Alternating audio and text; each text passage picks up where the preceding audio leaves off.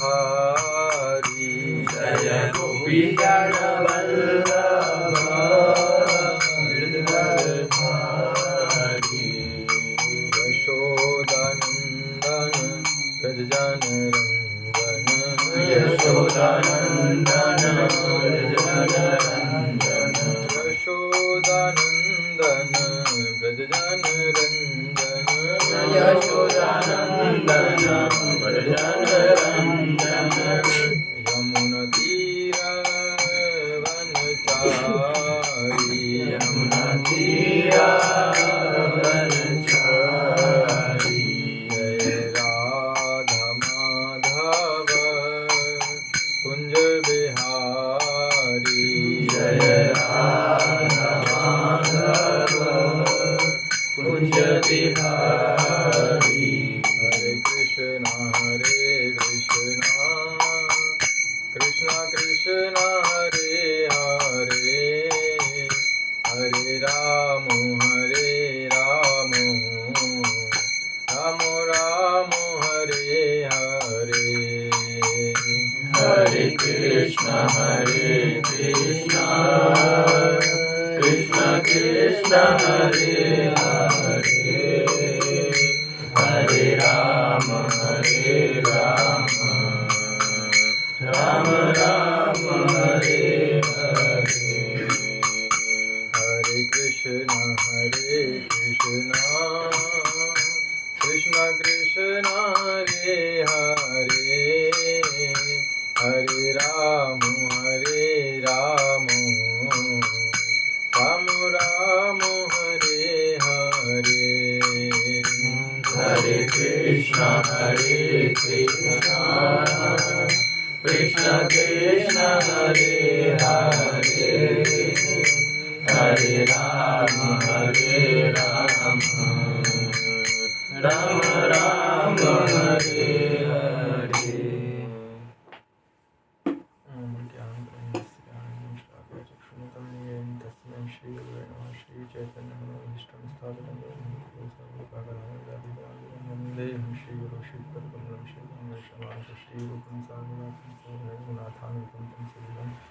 साद्वैतं सावधूतं परिहंसैतं कृष्ण चैतन्य देवं श्री राधा कृष्ण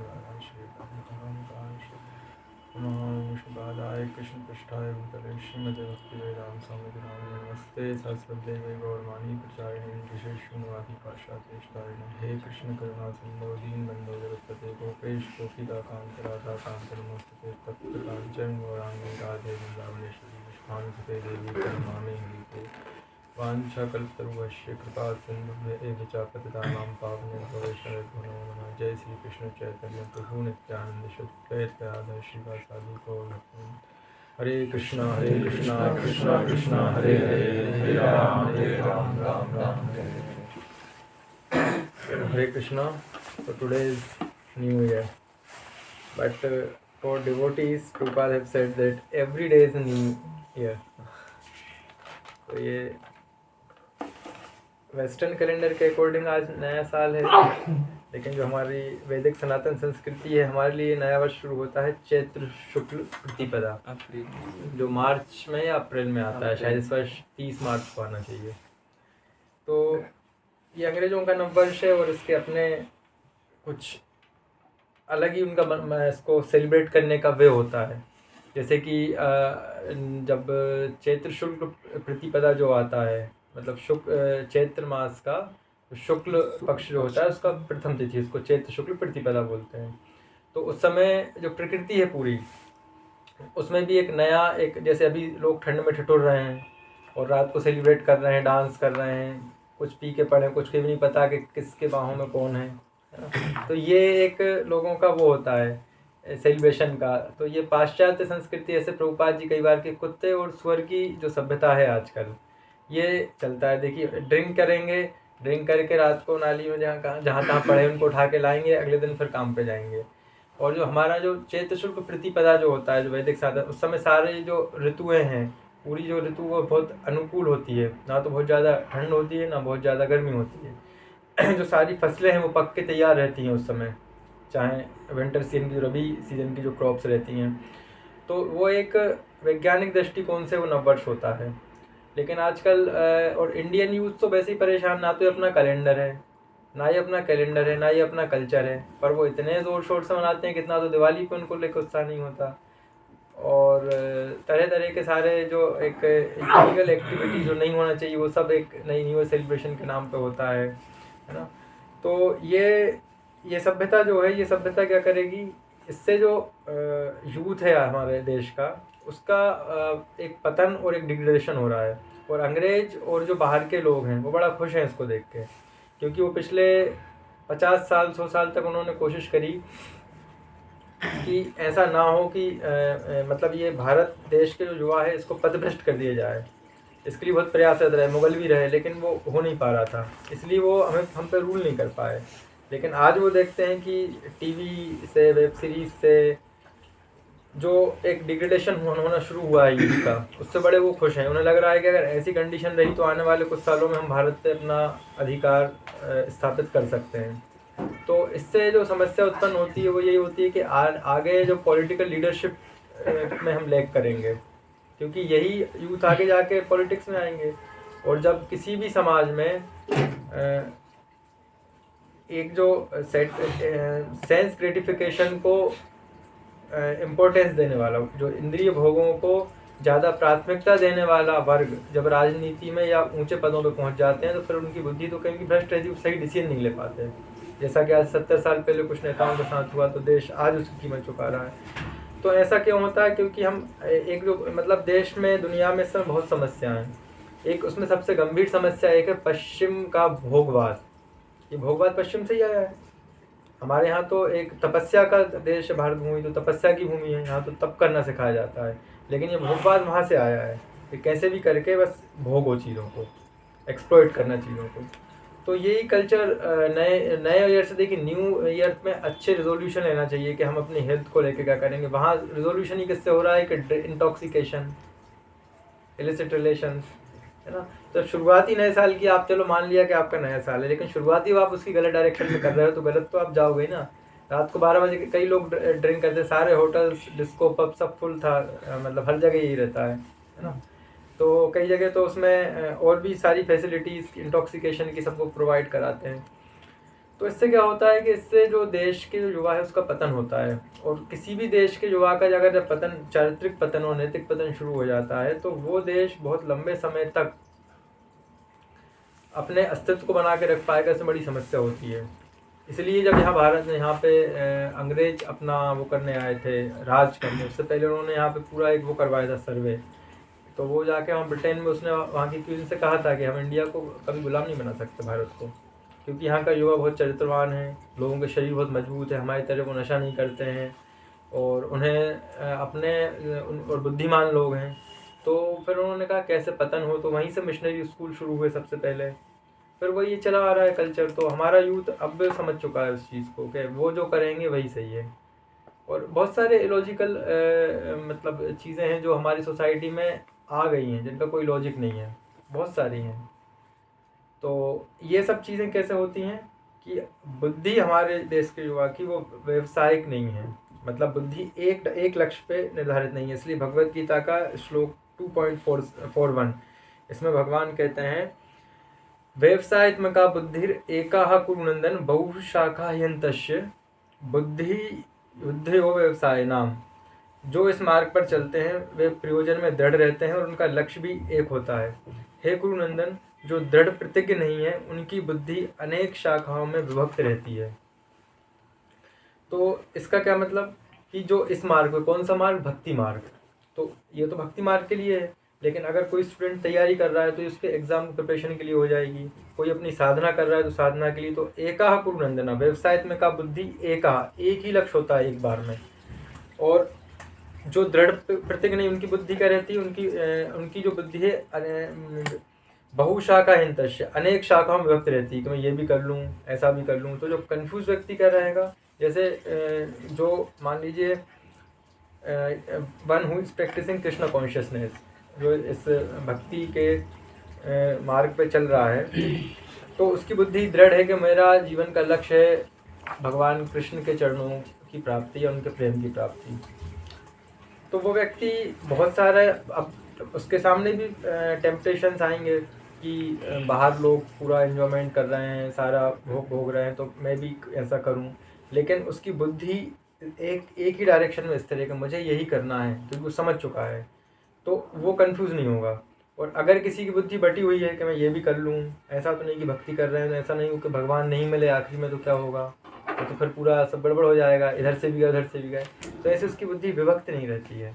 तो हम अगर कोई हमारा कर्तव्य कर्म भी कर रहे हैं, जैसे मान लीजिए आज न्यू ईयर, अभी हम थोड़ी देर बाद यहाँ रेजोल्यूशन का डिस्कशन करेंगे 10 मिनट के लिए कि कौन क्या रेजोल्यूशन ले रहा है ना, क्योंकि हमें कुछ ऐसी आदतें जो हम छोड़ रहे हैं और ऐसी आदतें जो हमारे अंदर हम लेके आएंगे। एक्चुअली क्या है कि हमें, जैसे हम बाइक का कार का सर्विसिंग कराते हैं एक फिक्स इंटरवल पे, ऐसे ही हमें हमारे अंतःकरण का भी वो कराना चाहिए सर्विसिंग, कि कुछ ऐसी भावनाएं, कुछ ऐसे विचार हमारे अंदर आ गए हैं क्या, कुछ ऐसी आदतें हमारी बाई डिफ़ॉल्ट हो जाती हैं, क्योंकि व्यक्ति का स्वभाव है, इंद्रियों का स्वभाव है कि नीचे की ओर जाती है, डिग्रेडेशन, है ना। तो अगर हम इन पर वर्क नहीं करेंगे तो हमारे कुछ ऐसी आदतें अपने आप हमारे अंदर डेवलप हो जाती हैं जो हमें नुकसान करती हैं। जैसे वो घुन लग जाता है ना गेहूं में, दाने में, अनाज में, तो वो घुन धीरे धीरे धीरे धीरे उस अनाज को खाता जाता है और अंदर से वो क्या होता है, बिल्कुल उसको खोखला कर देता है, बस बाहर का कवर रह जाता है। आप देखते हैं दाने को तो अंदर पूरा ओहलो दिखेगा। तो ऐसे ही हमारी गंदी आदतें बहुत सारी हमारे अंदर अगर आ गई हैं तो वो हमें अंदर से खोखला कर देंगी, मेंटली भी, फिजिकली भी और स्पिरिचुअली भी। तो फिर हम क्या करेंगे, अंदर से हम खोखले हो जाएंगे, फिर हम किसी काम के नहीं बचेंगे। तो हमें बार बार आत्मनिरीक्षण इसको कहते हैं, हमें आत्मनिरीक्षण करते रहना चाहिए कि कुछ ऐसी आदतें हमारे अंदर आ गई हैं क्या। तो इसलिए जो परदोष दर्शन का हमारा स्वभाव होता है कि हम दूसरे के दोष देखते हैं और अपने गुण देखते हैं, जबकि होना चाहिए रिवर्स। हमें अपने दोष देखना चाहिए, स्वदोष दर्शन, और सामने वाले के गुण देखना चाहिए और उसके गुण अपने आप में हम लेके आए, ये हमें प्रयास करना है। तो ये आत्मनिरीक्षण हमें करते रहना चाहिए। तभी हम थोड़ी देर से ये भी देखेंगे कि कौन सी आदतें हम छोड़ रहे हैं अपनी, 1 बाय 1 हम पूछेंगे, जब तक आप सोच लीजिएगा, और कौन सी हम आदतें इस नए साल से हम शुरू करने वाले हैं, है ना। तो वो शुरू करने के लिए हम उस पर चल पाएंगे। अभी मैं कल परसों न्यूज़पेपर में पढ़ रहा था कि जो रेजोल्यूशन लोग लेते हैं, लगभग 12 जनवरी तक आधे से लोगों ने रेजोल्यूशन को छोड़ देते हैं, और 1 महीने बाद लगभग शायद 80-90% का आंकड़ा था, और महीनों तक चलाने वाले मात्र 4 या 5% लोग होते हैं जो रेजोल्यूशन लिया उस पर साल भर चल गए। तो ऐसा क्यों होता है, क्योंकि बुद्धि अनेक शाखाओं में विभक्त है। इसलिए ये श्लोक हमारे लिए बहुत महत्वपूर्ण है कि व्यवसाय में का बुद्धि हमारी होना चाहिए, ऐसी बुद्धि जो हमारे एक लक्ष्य में स्थिर है। और वही आज के यूथ का भी है, जो हमने शुरुआत करी थी कि डिग्रेडेशन क्यों हो रहा है यूथ का, स्थिति क्या है, बहुत गंभीर है, यूथ को पता ही नहीं है कि करना क्या है। और उससे होता ये है कि जब ऐसे यूथ होते हैं, यही आगे वोट करेंगे, तो इन्हें पता नहीं किसको चुनना है, आगे यही जाके ब्यूरोक्रेट्स बनेंगे, यही जाके पॉलिटिशियंस बनेंगे। तो जब इनके अंदर से एक देश सेवा की भावना या एक अपने समाज को अच्छे करने की भावना नहीं रहेगी तो कुछ नहीं कर पाएंगे। वो व्यक्ति स्वार्थी हो जाएगा। वो इंटेलिजेंट हो सकता है, लेकिन जो समाज का और जो एक मानवता की भलाई के लिए वही व्यक्ति काम करता है, इसके अंदर निस्वार्थता होती है, तो ये वो नहीं कर पाएंगे, क्योंकि ये तो सेल्फ सेंटर्ड एक मेंटलिटी के साथ वो इंसान बड़ा हुआ है। तो इसके लिए हमें जो हमारे रेजोल्यूशन हम क्या ले रहे हैं उन पर हम चल पाएँ, और हमारी भक्ति मार्ग में भी और हमारा जो कर्तव्य कर्म है उनमें हम ठीक से मतलब अच्छे से हम उसमें हमारा काम कर पाएँ। इसलिए हमें हमारी जो बुद्धि है वो एक ही डायरेक्शन फिक्स रहना चाहिए। एक के बाद एक लक्ष्य हमारे ज़्यादा हो सकते हैं, लेकिन एक बार में एक ही लक्ष्य रखना चाहिए उस काम से रिलेटेड। जैसे कोई मान लीजिए तैयारी कर रहा है सॉफ्टवेयर इंजीनियर बनने की, तो वो वही कर पाएगा। अब वो सोचे मैं साथ में सिविल सर्विस भी कर लूँ, साथ में नहीं हो पाएगा। एक बार में इसलिए एक लक्ष्य फिक्स रखना चाहिए, वो लक्ष्य वो हमें टारगेट मिल जाए, then we can set next goal. तो ये जो श्लोक है ये हमारे लिए बहुत इंपॉर्टेंट है कंसंट्रेशन के लिए, और एक ही डायरेक्शन में हमें, अनेक शाखाओं में हमें बुद्धि विभक्त नहीं करना है। अनेक शाखाओं में हम जाएंगे कि सेंस ग्रेटिफिकेशन भी कर लें, भक्ति भी चल जाए, तपस्या भी कर लें, ये भी कर लें, वो नहीं हो पाएगा। एक डायरेक्शन में एक ही चीज़ होती है। तो रेगुलेटेड जो फॉर रेगुलेटिव प्रिंसिपल में बताया गया है उसके साथ कॉम्प्रोमाइज़ ना करते हुए हमें हमारी भक्ति करना है ठीक से। और संसारिक जो कर्म है उसमें भी यही बात लागू होती है। नहीं तो बहुत सारे होता है कि हम चल क्यों नहीं पाते एक उसमें। तो देखिए, एक तो मन का स्वभाव है, चंचल ही मन कृष्णा, अर्जुन कहते हैं कि इसको रोकना मतलब वायु जैसा को रोकना, ऐसा सुदुष्कर काम है ये। दुष्कर से भी जो दुष्कर वर्ड को और ज़्यादा इंपॉर्टेंस देने के लिए वर्ड यूज हुआ है सुदुष्कर, बहुत ज़्यादा दुष्कर है। तो ऐसे ही जो बुद्धि है, जब मन हमारा बटा हुआ रहता है, मन जब हमारा कॉन्सेंट्रेटेड नहीं रहेगा तो फिर वो बुद्धि को भी वैसे ही कर देता है, फिर बुद्धि भी अलग अलग डायरेक्शन में विभक्त होती रहती है। तो ये ना हो इसलिए हमें हमारी बुद्धि को ऐसा रखना चाहिए फोकस्ड एक डायरेक्शन में। तो आज थोड़ा सा क्लास पहले ख़त्म करके रेजोल्यूशन पे हम बात करेंगे, और वो रेजोल्यूशन पे हम चल पाए इसलिए हमने ये श्लोक लिया था कि एक बार अगर डिसाइड कर लिया था कि हम रेजोल्यूशन जो ले रहे हैं बस सोच समझ के ही ले रहे हैं, हमने सोचा एक बार कि हमारे लिए लाभ की चीज़ है, तो फिर हमें बार बार उसमें कॉम्प्रोमाइज़ नहीं सोचना है। जैसे सोच लिया है कि हम मान लीजिए फॉर एग्जांपल किसी ने फास्ट फूड को रेजोल्यूशन ली, मैं फास्ट फूड नहीं लूँगा, तो फिर ये नहीं सोचना है कि आज तो खा लेता हूँ, एक बार से क्या होता है, इतना चलता है, ये नहीं सोचना है। इसको कहते हैं बहुशाखाओं वाली बुद्धि। एक बार सोच लिया। जैसे हमने शुरू में चाय जब छोड़ी थी तो ऐसा होता था कि चाय छोड़ दी, लेकिन कोई रिश्ता है बोलते चलो